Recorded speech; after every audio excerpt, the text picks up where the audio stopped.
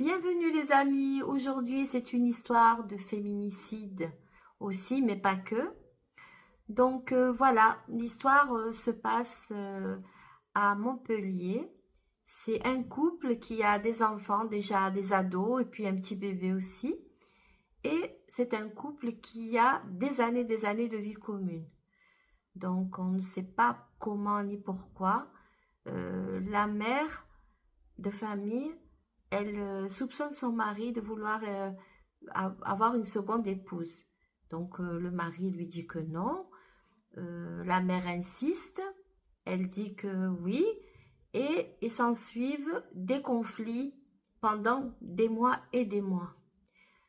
Alors la femme, puisqu'elle pense et qu'elle est convaincue que son mari va se remarier et qu'il la trompe, elle se met à sortir, à fréquenter d'autres femmes.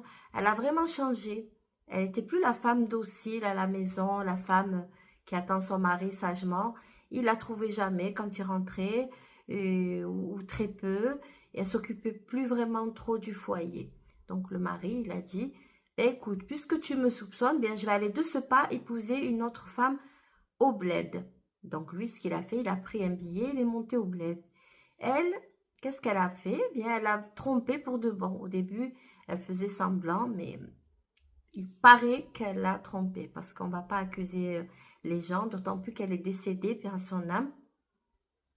Donc, ce qui s'est passé, c'est que lui, quand il a entendu ça, alors qu'il s'était marié, lui, par contre, il est venu. Il est rentré à la maison, il a fermé la porte. Donc, déjà, quand il est rentré, il avait un fusil bien caché. Il a tiré sur sa femme. Ensuite, il s'est tué.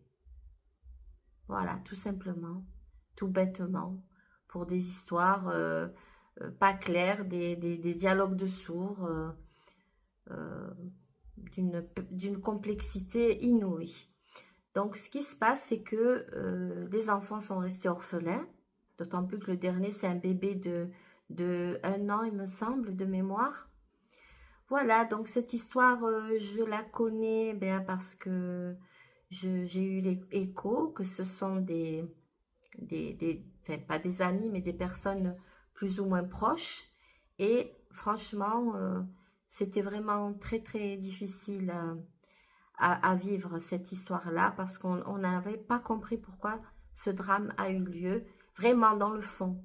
Parce que après, nul ne peut savoir entre un homme et une femme.